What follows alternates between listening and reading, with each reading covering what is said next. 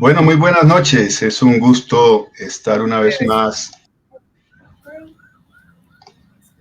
Muy buenas noches. Un gran gusto estar una vez más con ustedes en nuestro programa Mujeres que Transforman. Hoy tenemos a una invitada muy especial, Ana Teresa Bernal, a quien conozco desde hace muchos años como defensora de derechos humanos, promotora de la paz. Hoy vamos a hablar de la vida de Ana Teresa, de una mujer libertaria que nos inspira y que inspira a todas las mujeres también cuando conocen su lucha a vencer todas las dificultades y seguir adelante. Aquí, Ana Teresa, sostenemos que la transformación posible y profunda de la humanidad tiene rostro de mujer. Y tú eres una de esas mujeres que nos motivan a vencer esta cultura patriarcal. Eh, Quisiera hablar un poco de todo lo que has hecho para comenzar. Tú has sido constructora de paz, defensora de los derechos humanos, lideresa en procesos de movilización social para la búsqueda de la solución pacífica de los conflictos. Has defendido los derechos de las víctimas del conflicto armado. Estuviste comprometida y contribuiste en el diseño e implementación del sistema de justicia transicional para la paz en Colombia.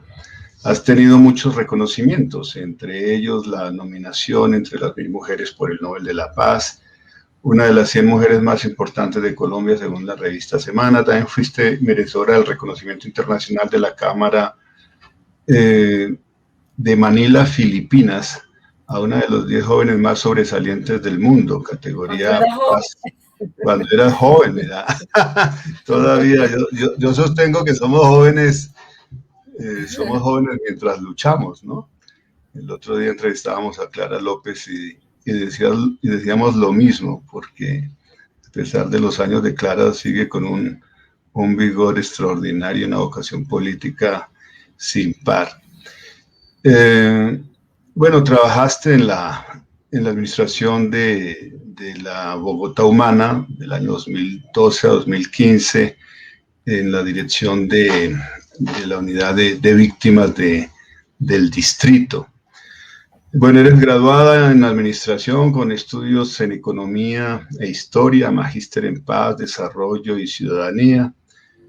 Y estuviste de Iniciativas Ciudadanas por la Paz y contra la Guerra, Red de Paz, en 1993, que coordinaste, que dirigiste por más de 10 años. Bueno, podría decir muchas más cosas, es larga tu historia, es largo tu compromiso con la humanidad y en particular con este país. Lo que empezamos manifestando es que actualmente eres concejala de Bogotá, encabezaste la lista del Cabildo Distrital en la coalición Colombia Humana UP Maíz y te has caracterizado por la defensa de los derechos de la población, de la vida, la movilidad sostenible y la defensa de lo público. Has propuesto la implementación de una renta básica para que todas las personas tengan garantías para sobrevivir a las cuarentenas, y has insistido también en ayudar a las pequeñas y medianas empresas para evitar que quiebren. Actualmente está en trámite un proyecto de tu autoría en el que propones un sistema público de bicicletas que sea gratuito y público para los que más lo necesitan. Y bueno, dicho todo esto, quisiera citar un texto donde supongo están hablando de tu querida madre. Y es extraído de las Gardenias de los Alcázares. Uno de los coautores entiendo que es tu esposo. Dice así: Doña Teresa fue una mujer maravillosa, llena de vida, de pasión y de bondad. La muerte se la llevó temprano, dejando un gran vacío en la familia. Dentro de sus cualidades destacaban la responsabilidad, la capacidad de trabajo, su valentía y su generosidad. Don Alberto habla de tu padre, siempre jovial y dicharachero, apasionado por la literatura, por el cine y por las joyas, vivió una belle époque, cuando trabajó en uno de los hoteles más prestigiosos de la ciudad en la década del 60, el Continental de la 13 con cuarta. Don Alberto sufrió el despido injustificado de algún colegio público de Bogotá y desde entonces se dedicó a rehacer sus años de trabajo y argumentar ante el raquítico Estado las razones para merecer una pensión. Algo en broma, algo en serio. Le comparaba con el coronel Aureliano Buendía en ese estoicismo por alcanzar algún día la merecida pensión, al igual que él nunca logró triunfar en su demanda. Las 16 organizadas por colores, la infinidad de cartas foliadas cronológicamente le acompañaron hasta hace pocos años. Bueno, un buen momento también para rendirle homenaje a tu querido padre. Bienvenida, Ana Teresa, qué gusto.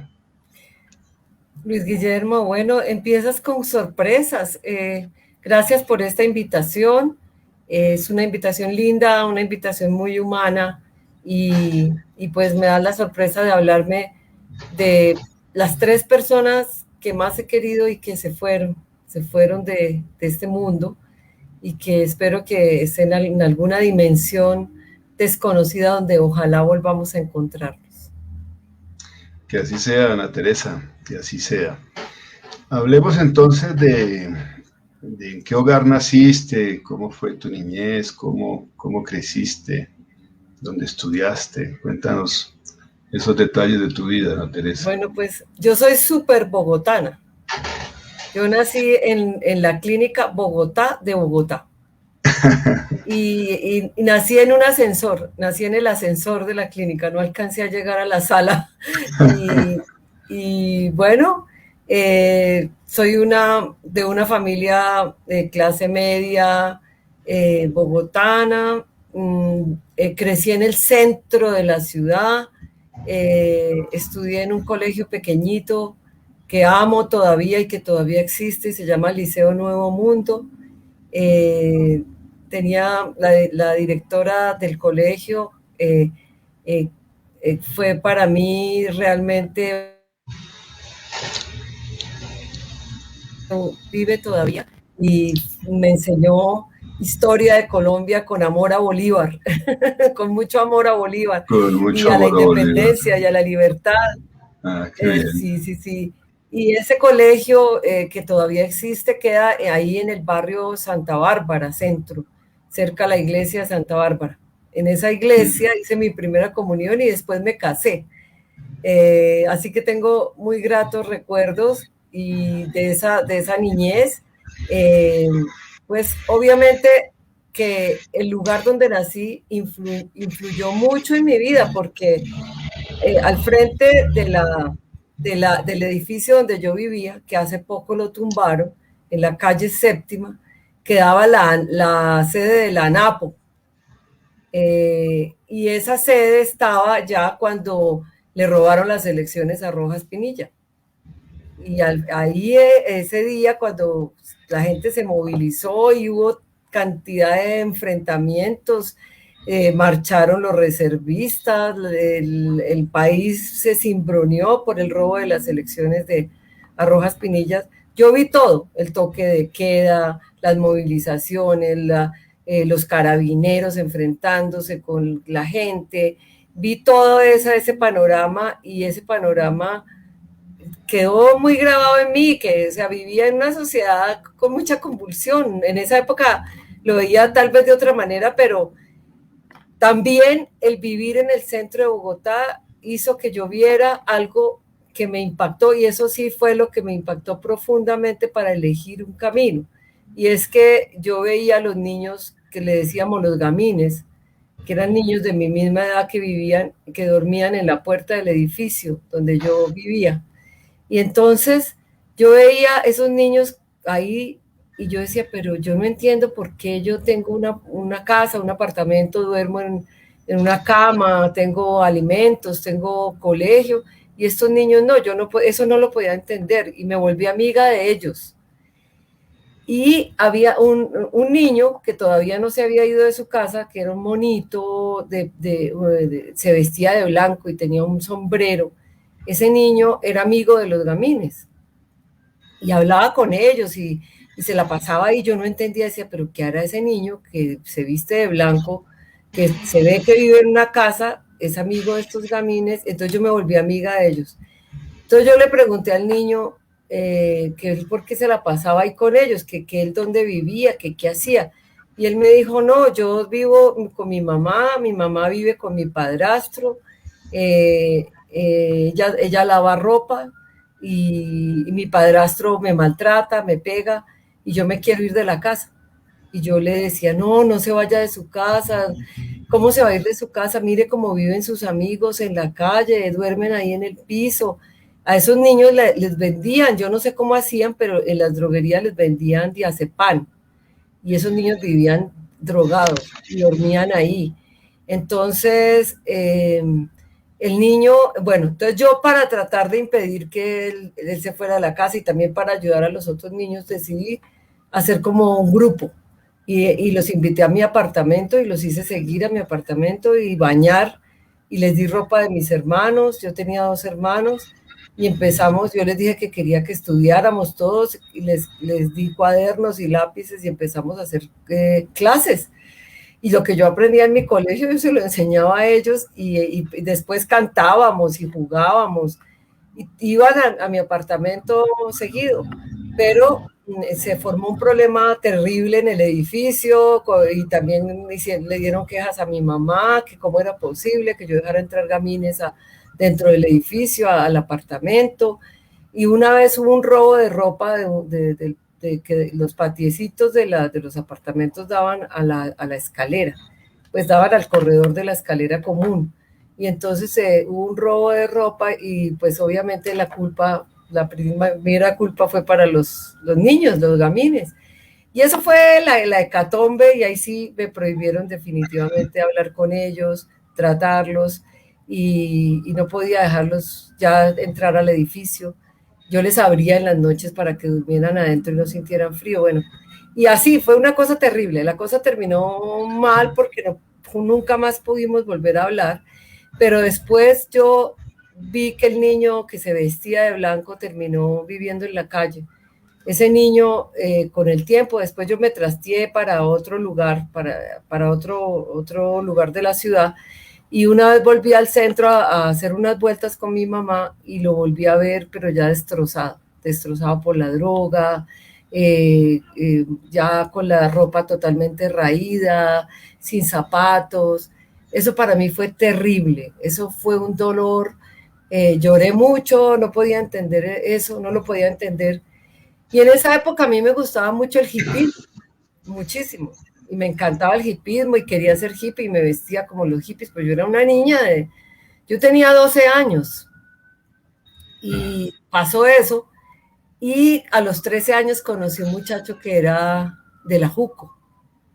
Y entonces yo me puse a conversar con él y a preguntarle qué era eso y qué hacían y él vivía en reuniones y todo eso. Y entonces yo empecé a indagar sobre eso y empecé como a hacer una comparación entre el hipismo y la JUCO. Y entonces yo pensaba, pero bueno, el hipismo es muy bonito porque es la libertad, la música, como que el mundo de los jóvenes, el mundo de muchas tolerancias, pero no veía que eso transformara el mundo rápidamente. Yo quería que el mundo cambiara y entonces no me metí a la JUCO, pero sí empecé a pensar más desde un punto de vista político. Ya después me metí a un movimiento juvenil que se llamaba FEDIS en los colegios, Frente Distrital de Secundaria, y empecé a trabajar y me volví de izquierda. Y ahí me volví de izquierda y así fue el comienzo de un pensamiento político, que quería transformar la sociedad y que para mí era inaceptable la desigualdad social que había en ese momento y sigue siendo inaceptable y me sigue doliendo profundamente. Pero así empezó mi vida hacia la política. Después el tema de la paz, pero eso es más adelante. Sí, no, muy, muy hermosa la historia y no, ciertamente cuando se vive en el centro de la capital también asistes, quieras o no lo quieras, a todas las manifestaciones que distintos sectores sociales realizan en reivindicación de sus derechos. Y seguramente que acompañaste muchas de esas movilizaciones. Y bueno, recuerdas este episodio también del robo de las elecciones a Gustavo Rojas Pinilla. Recordemos un poco para ilustrar a los que no lo saben en la audiencia que había un acuerdo, había un pacto que era el pacto del Frente Nacional entre liberales y conservadores, que se repartían el Estado como se reparte un ponqué, el 50% para los liberales y el 50% para los conservadores, con el agravante de que no se sabía quiénes eran liberales realmente ni quiénes conservadores, porque ya había desaparecido realmente las diferencias ideológicas de los partidos por gente interesada únicamente en su provecho personal. Y bueno, Misael Pastrana Borrero le correspondía el turno en el acuerdo de ese Frente Nacional, habiendo gobernado Carlos Lleras Restrepo. Y efectivamente, Gustavo Rojas Pinilla se presenta a las elecciones, la gente cansada de ese bipartidismo vota masivamente por él, y hay muchos recuentos, e incluso de la propia registraduría en la época, que terminaron reconociendo que sí hubo un fraude. Un fraude que llevó al nacimiento del movimiento 19 de abril, M19, como protesta a ese grave atentado contra la democracia. Pero bueno, terminas tu colegio, qué bueno saber que te enseñaban historia y que te hablaban de Bolívar. Desafortunadamente, el señor César Gaviria Trujillo decidió eliminar la cátedra de historia. Terrible, sí. Y alguien que ha gobernado en nombre del liberalismo. Y en su momento peor aún, porque llegó como presidente por el infortunio de que habían asesinado a Luis Carlos Galán en plena campaña electoral. Pero ¿cómo te interesaste más allá de todo lo que nos has contado, en elegir una profesión en la universidad, entre múltiples posibilidades? ¿Cuál fue tu opción? Pues, a ver, yo todas las cosas las hice como muy, muy a la carrera, ¿no? Muy, muy rápido. También me casé muy pronto. Pero en el tema de elegir una carrera también fue así, como ¿qué puede uno estudiar que sirva para ayudar a transformar la sociedad? Y no era que me encantara la economía, pero pensaba que desde ahí se podía de pronto contribuir a ese cambio. Yo, digamos que mi vocación sí definitivamente estaba en hacer algo para cambiar el mundo. No tanto en que tengo que estudiar esto o que esto es no, sino estudio lo que convenga para ayudar a transformar. Y yo estudié y a lo mejor me equivoqué, porque yo no soy para nada buena economista. Yo primero estudié en el externado, estudié 7 semestres de economía en el externado. Después dejé la carrera y mucho tiempo.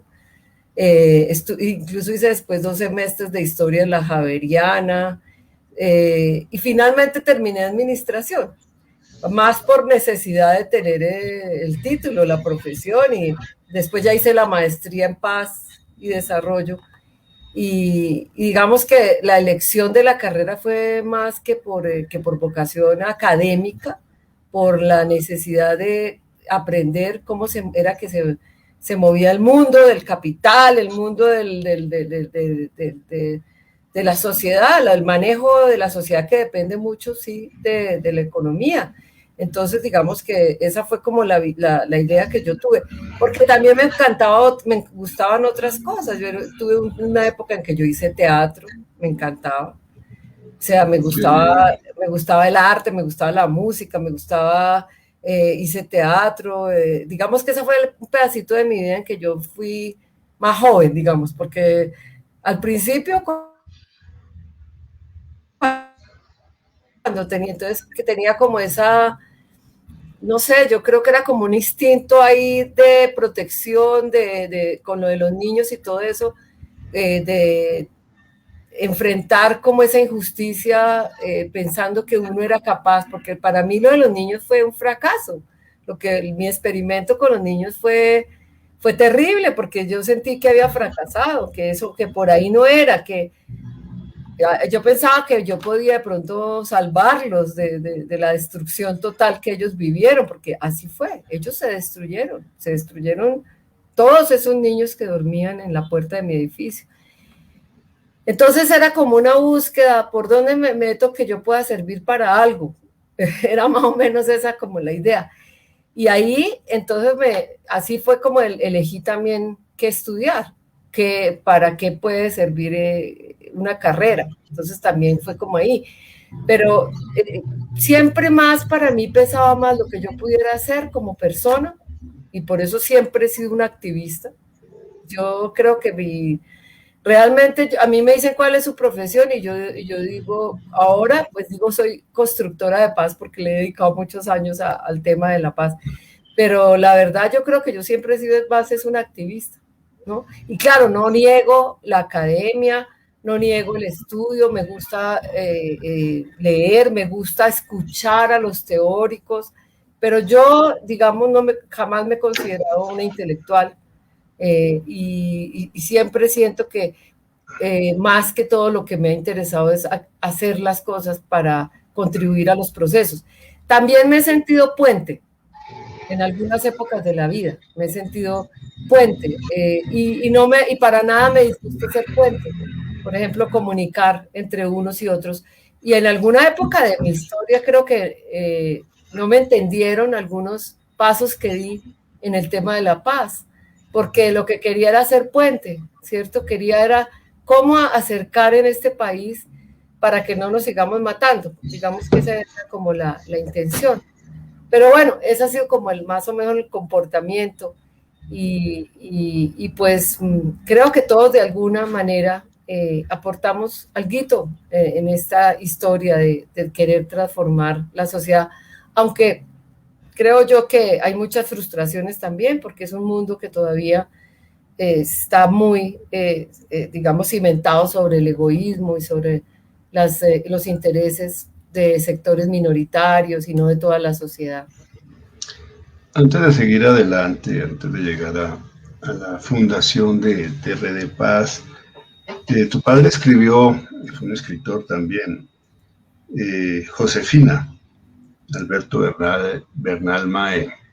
¿Quieres leernos algunos apartes de este libro de tu padre? Sí, pero tengo que buscar, tengo que traerlo de la biblioteca. Bueno, mientras te llega el libro, si lo pasamos muy rápidamente por quiénes fueron tus papás, háblanos un poco de quiénes fueron tus papás, qué influencia tuvieron. Creo que ya tengo acá una. Bueno, mi mamá y mi papá se casaron contra viento y marea, como se dice, porque mi papá era 8 años menor que mi mamá. Y mi mamá había sido torera.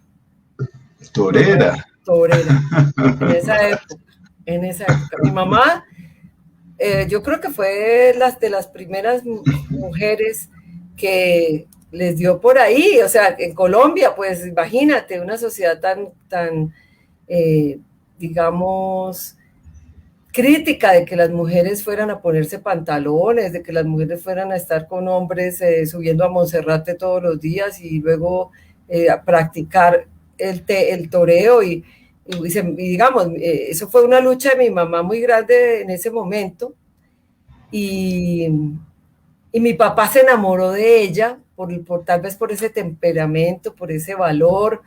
Ella, increíble, te lo digo, ella nunca... ¿cómo se dice? Le dieron la alternativa, que es cuando el torero ya se vuelve torero profesional, porque nunca quiso matar el toro. Mira cómo son las cosas. Y mi mamá una vez vino a Colombia, Manolete y a Rusa, los toreros más famosos de esa época. Y mi mamá toreó en la Plaza Santa María con Manuel Manolete y Carlos Arruza, pero ella nunca quiso ir a España a tomar la alternativa porque ella no quería matar el toro. Entonces, digamos y ahí dejó el toreo, cuando ya sabía que su siguiente paso era ese. Y en esa misma época yo le decía a mi mamá, mentiras, usted dejó el toreo fue porque mi papá pues me enamoró. Y entonces ellos se casaron contra viento y marea porque la abuela, o sea, la mamá de mi papá era una mujer, digamos, muy tradicional. Era una mujer que no aceptaba que su hijo se casara con una mujer mayor y mucho menos que era torera. Entonces ella prohibió, incluso lo encerró como si estuviera loco, y él tuvo que hacer cantidad de artimañas y de convencerla y todo para poder salir del encierro en la Santo Tomás. Y se escaparon y se casaron a las 4 de la mañana en Duitama, mi mamá y mi papá.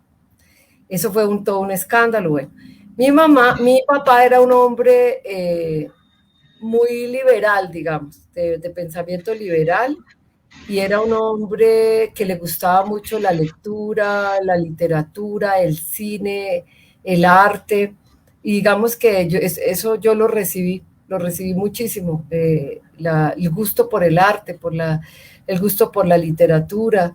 Y mi mamá era una mujer en esa época muy conservadora, pero es una cosa muy relativa, porque ella era torera, pero pues, políticamente el conservatismo, yo no sé, creo que por el papá, no sé por cuál de sus familias, se la había ganado para el conservatismo.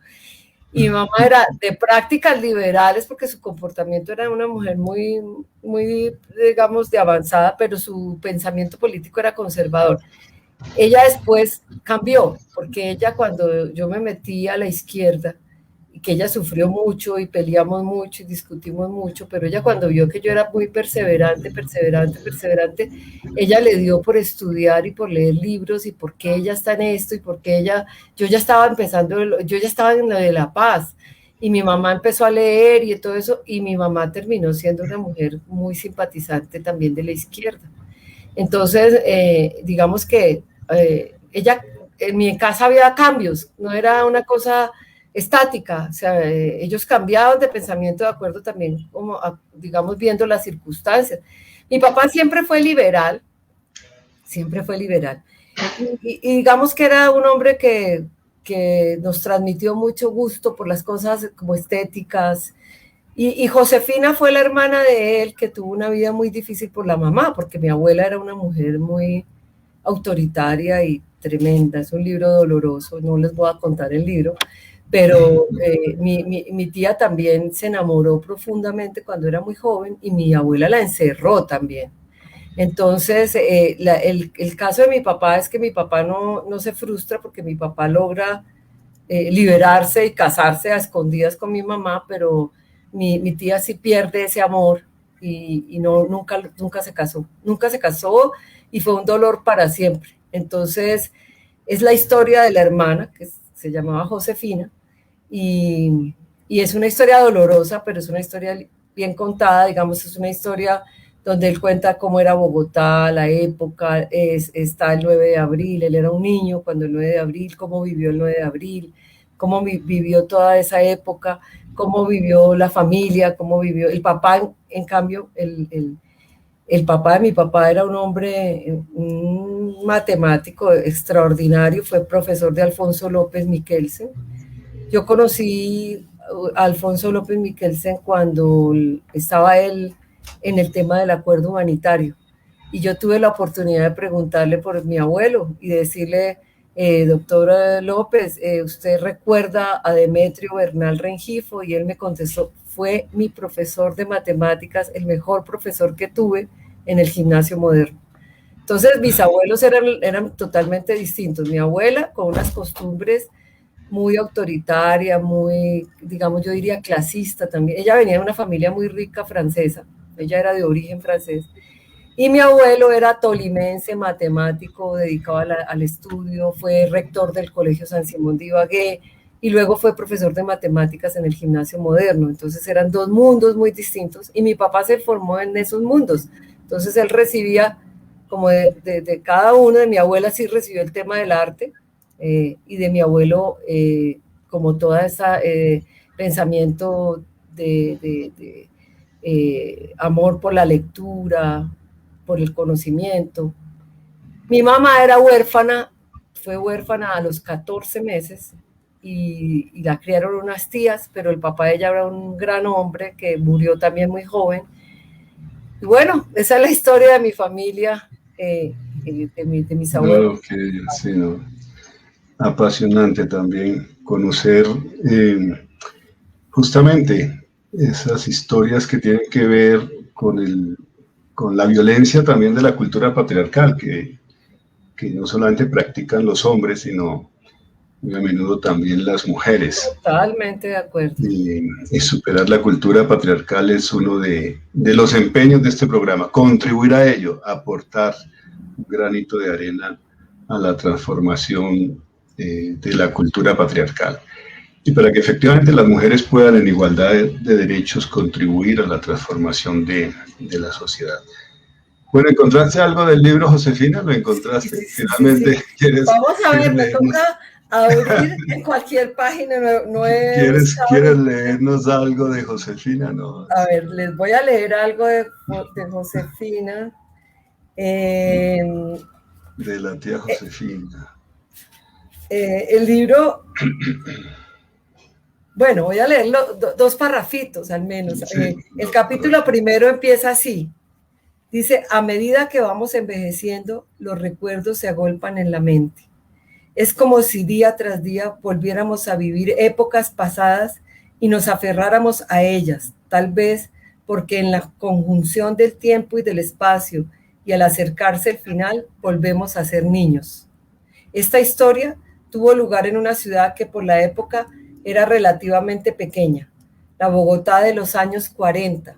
La vida era tranquila y apacible, se podía ir a cualquier parte sin aprehensión alguna, la inseguridad prácticamente no existía. Bueno, no sé si hasta ahí o quieres oír más. No, está bien. Está bien, ya es una pequeña muestra. Bueno, entonces tú creces como una niña rebelde, pero bien formada en las artes, en la literatura, en el amor a las libertades. ¿Y cómo te llega la idea de crear Red de Paz? ¿Cómo formas Red de Paz? Bueno, yo, como te contaba, primero tuve un recorrido por una militancia de izquierda, y hice parte de Firmes, del movimiento Firmes. Con el maestro Gerardo Molina, que fue con el maestro Gerardo Molina. Fue profesor mío en la Universidad Nacional, un hombre Qué bien. Brillante. Bueno, yo estuve muy cerca de él, sobre todo en los últimos años de Firmes, y cuando Firmes fue un movimiento que ya nadie recuerda, muy poca gente conoce esa historia, que fue una historia muy interesante, porque fue un movimiento que recogió a mucha gente que estaba inconforme con el bipartidismo, que estaba inconforme con esa exclusión política, y recuerdo que cercanos a Firmes fueron a García Márquez, Enrique Santos Calderón, hubo muchas personas, Montaña Cuéllar, Jorge Regueros Peralta, gente que había estado también en la lucha sindical, en la lucha de los movimientos sociales en Colombia. Fue un movimiento muy interesante, un movimiento que le apostó también a la vía electoral y que tuvo, digamos, personas en los consejos, en las asambleas, en el Senado. Gerardo Molina fue senador de la República. Y yo era una sardina, pues yo vivía en ese momento ya vivía en el barrio Los Alcázares, y y digamos que yo fui coordinadora de Barrios Unidos para todo ese proceso que vivió Firmes, y también en el proceso electoral.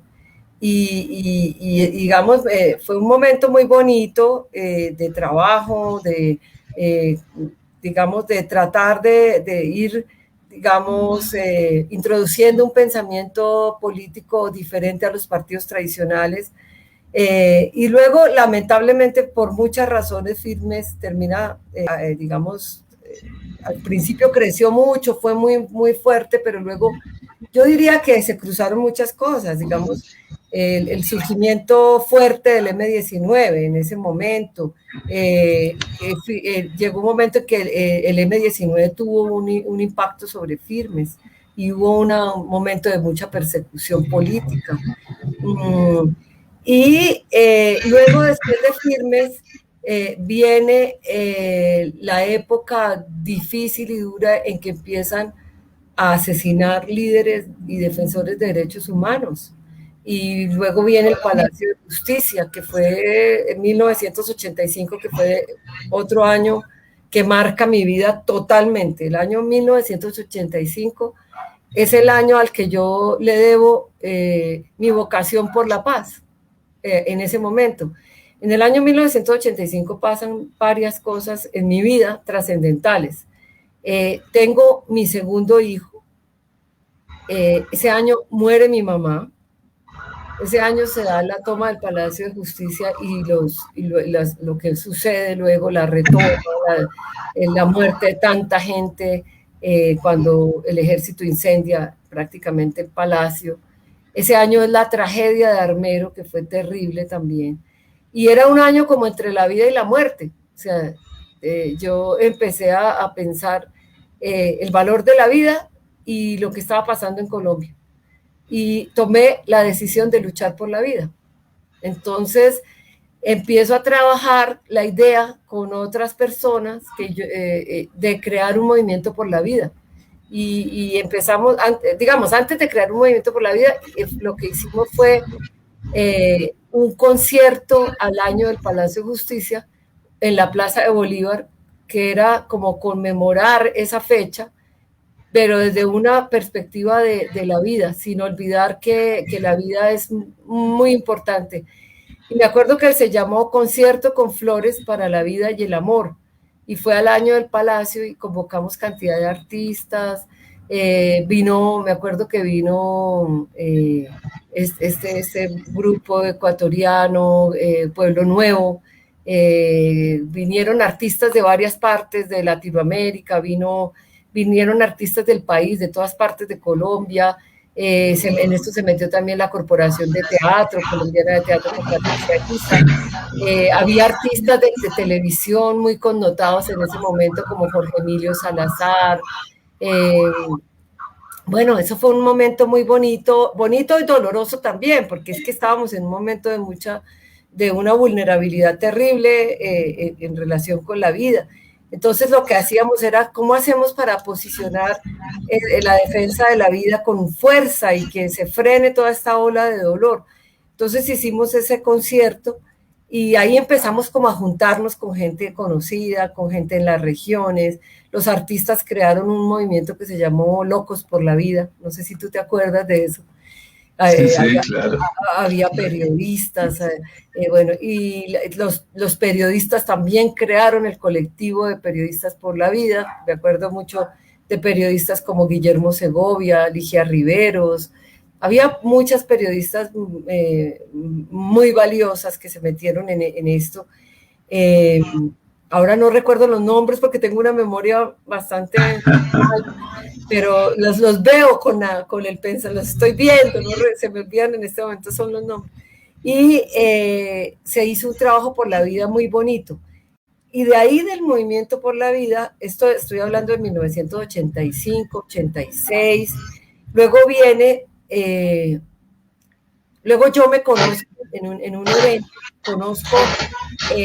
me acuerdo perfectamente, era Club de Empleados Oficiales y había un evento. Creo que era un evento convocado por las centrales sindicales y el tema era el tema de la vida. Y ahí conozco al padre Francisco de Rú.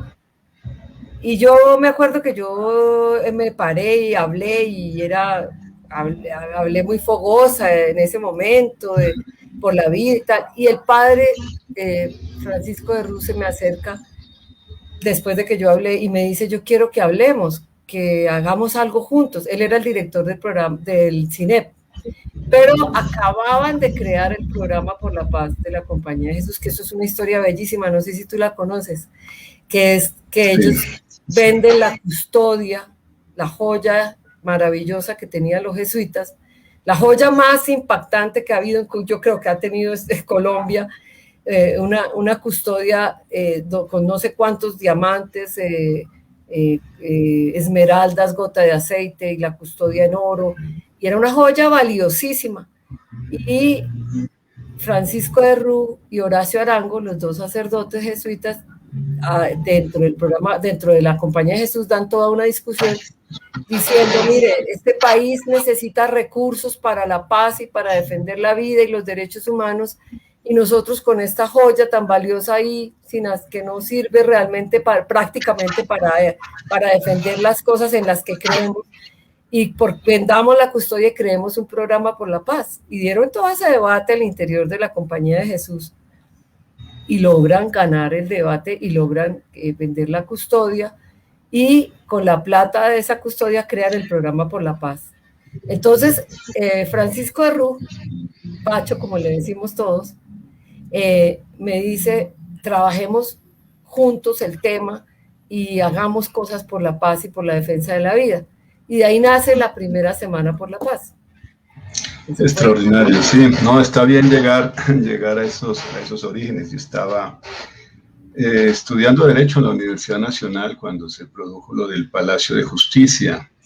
Estábamos todos profundamente indignados e iniciamos unas movilizaciones gigantescas en protesta por esa retoma criminal que hizo el gobierno de Belisario Betancur.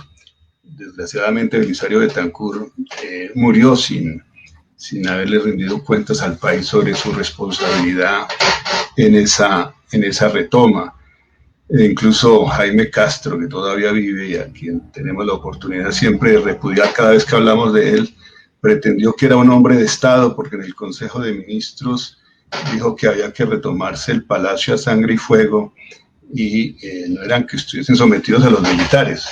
Más bien la mentalidad fascista de Jaime Castro contribuyó a ese desenlace brutal.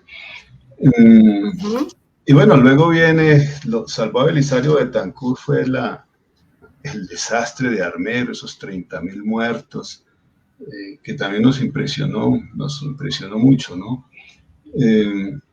Y bueno, luego año tras año, conmemorando el holocausto del Palacio de Justicia, buscando a los desaparecidos que nunca aparecían, a los responsables que nunca se les investigaba. Y bueno, ahí vas contando la historia también de cómo se desarrolla la lucha por los derechos humanos.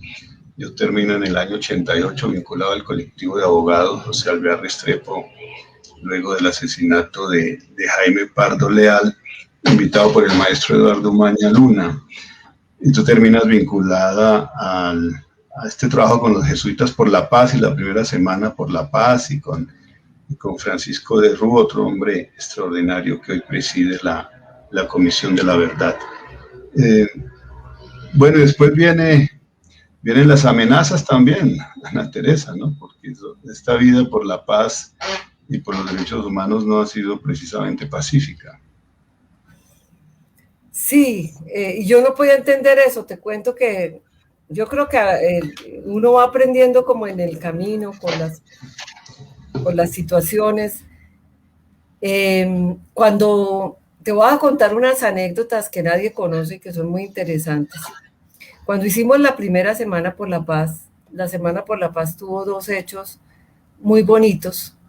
Uno fue se llamó Manifiesto de Sueños Infantiles, que era que los niños, nosotros nos fuimos por las escuelas de Bogotá, los colegios, a hablar con los niños de cómo veían el país, qué esperaban, y ellos dibujaban el país que soñaban y escribían. Y entonces con todos esos mensajes hicimos un manifiesto de sueños infantiles. Y eso fue una cosa bellísima. Y logramos mover ese día a la Plaza de Bolívar más de 50,000 niños. O sea, el reto era mover todos esos niños a la Plaza de Bolívar. Pero la noche anterior de esa movilización, ya alguien le mandó un mensaje a Francisco de Rú. Le metió un mensaje por debajo de la puerta de su dormitorio, donde nos acusaban de ser militantes del M-19 y le decían, padre, no apoye esa movilización, que esta gente está en otra cosa. Y Francisco de Rú me llamó a mí como a las 4 de la mañana, él se levanta muy temprano, y me dijo, necesito que vengas a hablar conmigo lo más pronto que puedas. Pues obviamente yo dije, pues debe ser una cosa muy urgente, yo estaba a las 6 de la mañana ya en el cine. No habían celulares en la época, ¿no? No había celulares, no había celulares. Negros, grandes. Exacto. Y corrí a las 6 de la mañana a hablar con él y me dijo, mira, Ana Teresa, me llegó este mensaje. Está muy delicado. Y resulta que también en la Secretaría de Gobierno ha prohibido la movilización. Es mejor que la cancelemos. ¿Tú qué opinas? Y yo había trabajado meses con la gente, con el equipos que habíamos conformado gratuito, nosotros nadie nos pagaba, nada de eso, nosotros nos éramos, toda mi vida, la mayor parte de mi vida lo hice voluntariamente. Entonces yo le dije, no, padre, yo me muero de la pena, pero nosotros no vamos a cancelar esa movilización, porque no creo, o sea, sería absolutamente irracional que ataquen una movilización de niños de 6 a 12 años, además porque los niños eran entre 6 y 12 años. Y lo vamos a hacer y nosotros estaremos ahí al frente irresponsablemente, porque los colegios estaban comprometidos, los maestros, los buses, todo. Y él se quedó pensando un rato, caminaba de un lado para al rato vino y me dijo, pues nosotros también vamos a estar ahí. Hicimos la concentración de los niños y la policía se negó a desalojar porque había orden de desalojo de la plaza.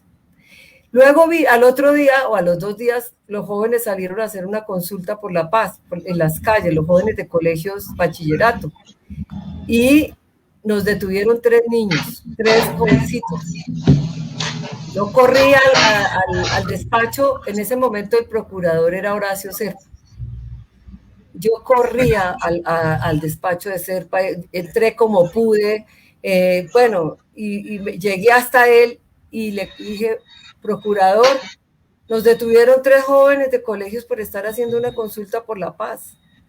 Recuerdo que él se paró, cogió el teléfono, estaba muy bravo, llamó al secretario de entonces de gobierno de Bogotá, que era Luis Suárez Cavalier, conservador del gobierno de Andrés Pastrana, y le dijo,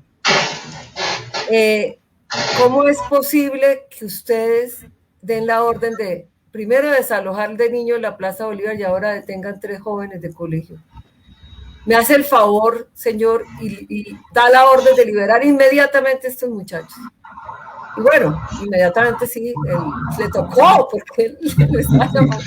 Pero es una anécdota, lo que quiero mostrarte con sí, no, pero ¿en qué país democrático, civilizado del mundo se puede imaginar que van a reprimir una manifestación de niños? Y luego de niños que además, y de niños que se movilizan por la paz. Me hiciste acordar de la persecución actual contra FECODE, que lleva muchos años y es una obsesión del señor Álvaro Uribe Vélez, de destruir a FECODE, porque hay maestros de FECODE que hablan con sus alumnos de la paz y de reivindicar nuestro derecho colectivo a la paz. A propósito, antes de que lo olvide, dentro de 8 días estará con nosotras y nosotros Marta Rocío Alfonso, vicepresidenta nacional de FECODE, y estaremos hablando de estos temas. Bueno, Ana Teresa, entonces, sí, ¿no? Esas anécdotas que hay que contar, que hay que escribir, hay que hacer una memoria de todo esto para que no se nos olvide tampoco el nombre propio de aquellos que le han hecho tanto daño al país, a la democracia, a la participación ciudadana. Sigue con tus anécdotas. Bueno, entonces, el año 85 marca mi vida y en ese sentido creamos lo de la vida, hicimos lo del Palacio al año siguiente, el canto por la vida, y luego empezamos a encontrarnos con otros sectores, los jesuitas fue uno de esos sectores, y luego decidimos crear la red de iniciativas ciudadanas, se llamaba Contra la Guerra y por la Paz.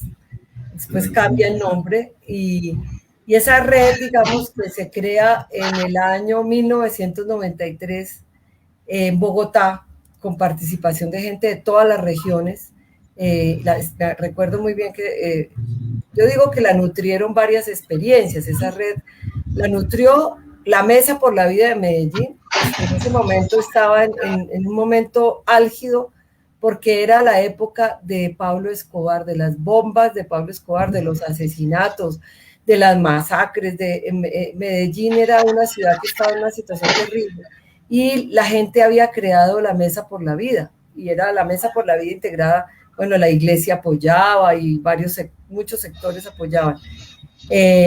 También esa red de iniciativas por la paz la nutrió el movimiento de Monseñor Leonardo Gómez Serna de Santander, que era un movimiento muy, muy interesante, regional, de defensa de la paz y de construcción de paz, donde luego surge todo este proceso de mogotes en Santander, muy interesante, las constituyentes por la paz, y también estaban las experiencias de Nariño, en el sur, que eran interesantísimas también, de trabajo por la paz.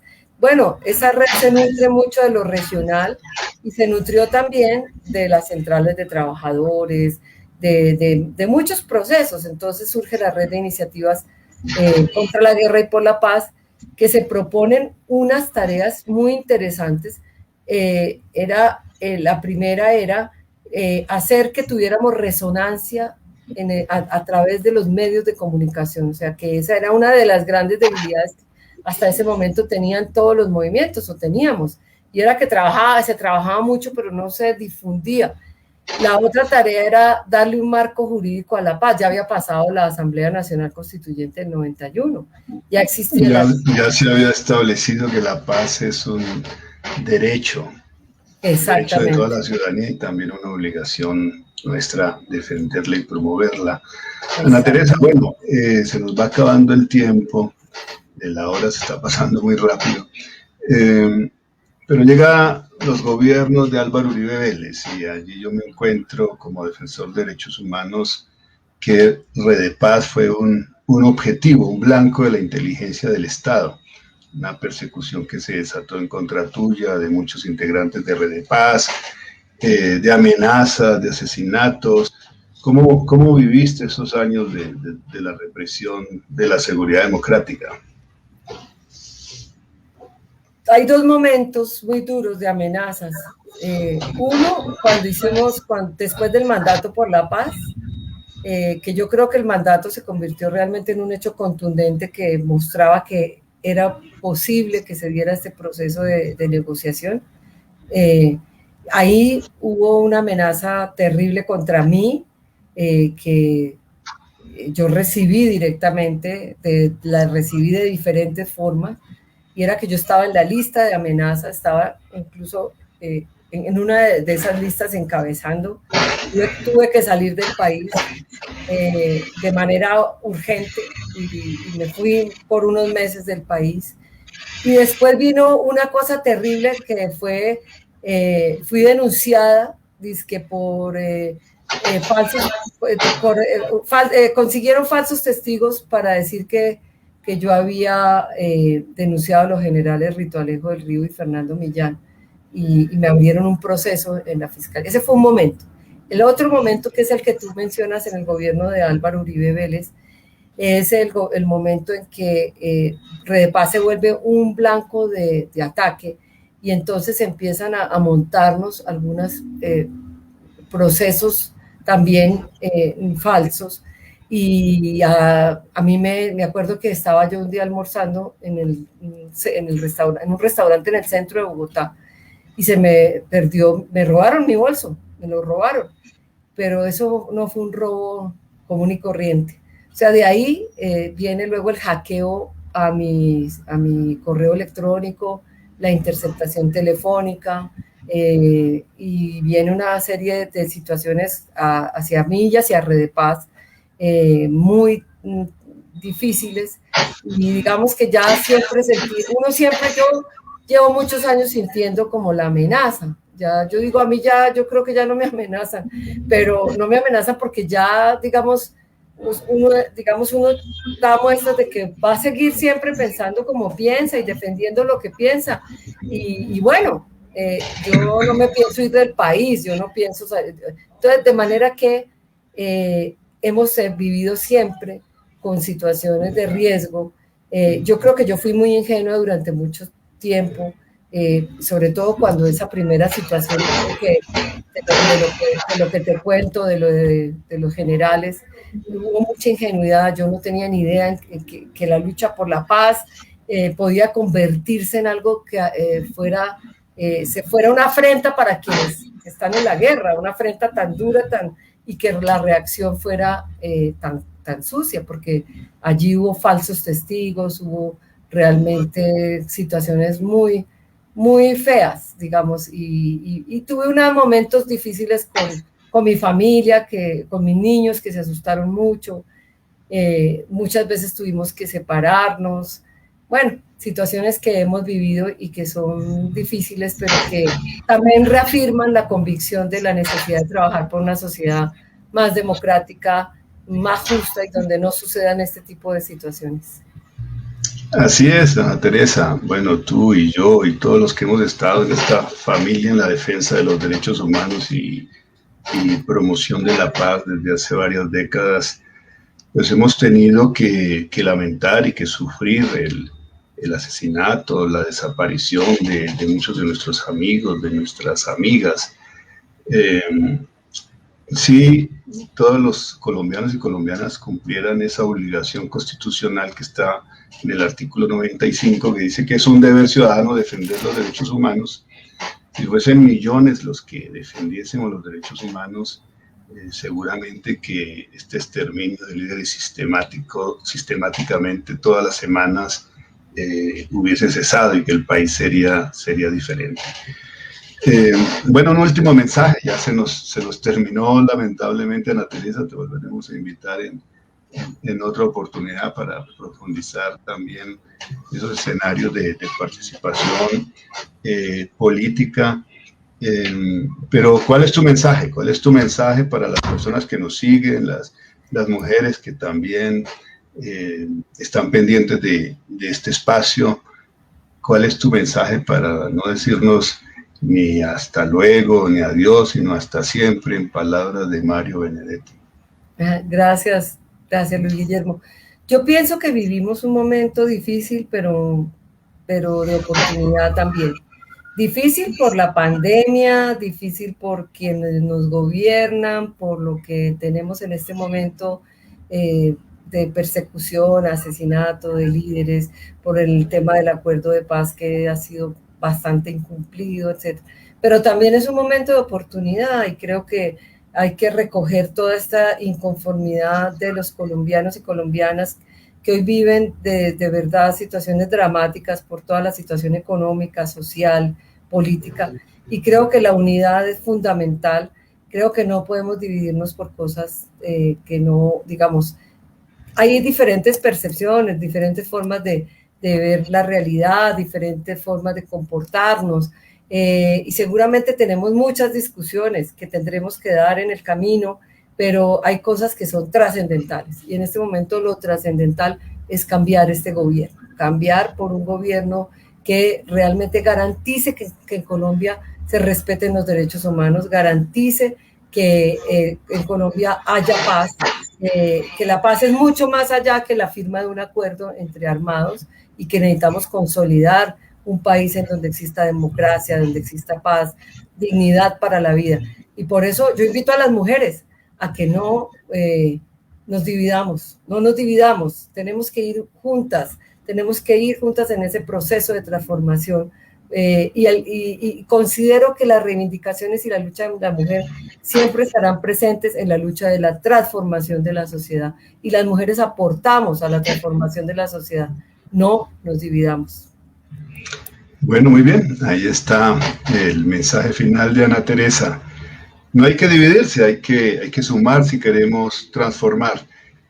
Las inmensas mayorías a lo largo y ancho del planeta somos personas honestas, que trabajamos con vocación de servirle a los demás, pero hay una minoría que controla el mundo, y una minoría violenta que controla también nuestros países. Tenemos la obligación de transformar ello para que la democracia sea una democracia genuina, respetuosa de los derechos humanos. Un gran abrazo, Ana Teresa. Muchas gracias por habernos acompañado. Gracias, un gran abrazo. Son muchas historias. Sí, ¿no? Hay que seguirlas contando, hay que seguirlas narrando. De eso se trata, construir la memoria de nuestra gente. Gracias, Ana Teresa. Guillermo. Qué lindo programa, te felicito, hermoso. Muchas gracias, Ana Teresa. Un gran abrazo. Bueno, gracias por aportar tanto a este país. Gracias. Gracias a ti. Chao, chao. Chao.